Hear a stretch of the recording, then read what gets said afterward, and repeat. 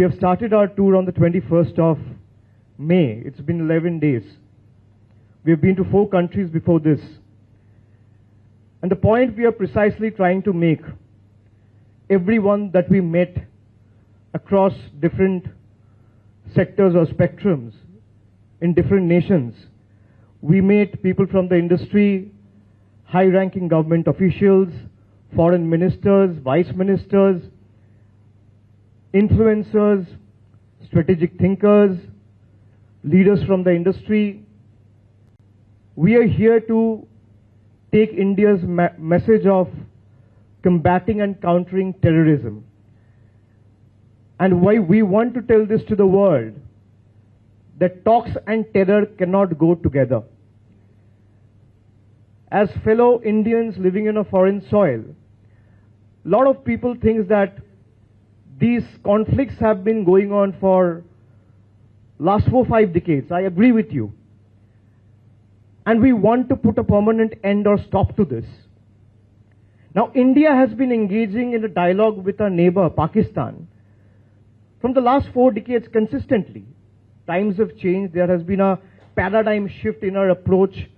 Prime ministers have changed. President of the countries have changed. But one thing remained constant is the conflict with Pakistan. We have been engaging with a dialogue with them. A lot of friends in the media in different countries asked us, why is India not engaging in a dialogue with Pakistan? India has been engaging in a dialogue with Pakistan from the last 50 years, no matter who was in government. But this time, after what has happened on 22nd of April, where 26 nationals were shot dead from point blank range, just on the basis of their religion and gender. Although I am a member from the opposition party, but I want the ruling dispensation, if they want to engage in a dialogue with Pakistan, we have to make sure that this time we engage in a dialogue where we only talk about reclaiming Pakistani-occupied Jammu and Kashmir. Otherwise, this will continue. This is, of course, my personal opinion. Many of us in the room might not agree with me. But Kashmir continues to be an integral part of India. We are here with all the evidence that is widely available in public domain, and we have carried those evidence and shown before each and every one we met. I mean, if you have pictures all over the social media where you have high-ranking Pak military general and high officials from the Pakistani army attending the funeral meet of labeled terrorists, what else can India offer to the world as evidence? Now, I am not here to give any gyan to any of you. You were, especially the one who represent India on a foreign soil or living far away from your homeland. They embrace nationalistic traits and nationalism far more than any of us sitting in the dais or living back in India. You wear the tricolor with more pride than any of us sitting in the dais or anyone living back in the country. When you talk about your culture, when you talk about teaching your little son or a daughter to talk in the mother tongue or celebrate the Indian festival with so much of pride, I mean, this is what Indian diaspora is all about. And we want the world to know that in the fight against terrorism, India is not alone. Of course, it has its strategic partners and friendly nations by its side.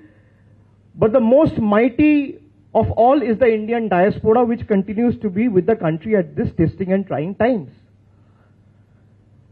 We have been to 4 countries. We are almost living out of an airport in the last 11 days, went to different multilateral platforms, met people from various organizations. Everyone was on board and was on the same page that we must bring the perpetrators to book. And there is some way we should find to either bring the enemies to justice or do justice to them. But justice needs to be done. Now, when the terror attacks were inflicted on India on the 22nd of April, we didn't strike back immediately. It's not that we strike back on 23rd or 24th. We waited patiently for 2 weeks, waiting for Pakistan to at least do some justice. We thought that good sense will prevail and they will at least bring the perpetrators to book. Nothing happened. 14 days after waiting, India carried out an airstrike where we ended up eventually destroying and neutralizing 9 terror infrastructures. And the strikes were so precise, responsible, non-escalatory, that we neutralized those terror infrastructures without endangering a single life. This is India, firm in resolve and honorable in action. There was not a single casualty. We did that successfully without endangering a common person's life, without a civilian life. Now, no religion talks about promoting or preaching violence. We might be from different religion, but every religion talks about harmony, peace, brotherhood. If someone is spreading violence in the name of religion, it's a betrayal of faith in itself. I want you all to understand that as Indian diaspora members and proud Indians here, you all need to do your bit. We all have seen the pictures of the Pak military general attending terrorist funeral. But how many of you in this room have that picture saved in their mobile? Can any one of you raise your hand? Out of at least 80 or 100 odd members present in this room, do any one of you, being a proud Indian, can say, I have that picture saved in my mobile where I can show different members in my friend circles or in my profession, if I go to any public transport, that this is what Pakistan is up to? None of us. This is what we need to change. We need to develop a change in approach. If you have that picture in your mobile phone saved, you can show it to 50 other people. You might be 80 or 100 in numbers today, but if one person takes the responsibility of exposing Pakistan before 50 people, effortlessly and inadvertently, you end up convincing and exposing Pakistan before 5,000 people. This is what we need to do. So we all need to do our bit. We all need to go above and beyond our way in carrying India's message of peace and non-violence. We would be the last one to talk about a war. We would be the last one to talk about violence. We would be the last one to talk about terror attacks. You know, Pakistan has this habit of playing a victim after a terror attack. They have this habit of being the arsonist and the firefighter at the same time. They will set a building on fire, then after 2 days they will appear with a couple of buckets of water to show the world that we are the firefighters. They have this habit of engaging one hand in diplomacy and then trying to pull the trigger from another hand by indulging proxy terror organization and inflicting terror on Indian soil and Indians. This is not going to happen anymore. I mean, I might have differences with the ruling party. I am from All India Trinamool Congress, but I represent India here. I will not let my political interests come in the way of my national interest. I am here to talk about what is in best interest of my nation, and the moment I step into Indian soil, I will talk about what is in best interest of my state and nation. Simple.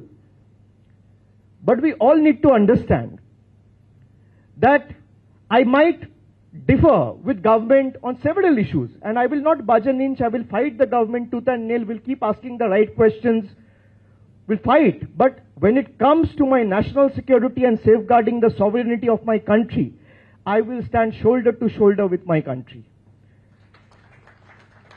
And each one of us needs to also realize that they were trying to pull the Indian economy down by inflicting these terror attacks. So it's incumbent upon us, the onus is on us to do the opposite and make sure that Kashmir keeps flourishing and prospering. Next time when you book a trip to India, make sure you extend the trip by at least 3 or 4 days. And those 3 or 4 days should be solely dedicated for the people and economy of Kashmir and India. This is a humble appeal I would like to make before all of you before concluding. Thank you very much. Vande Mataram. Jai Hind.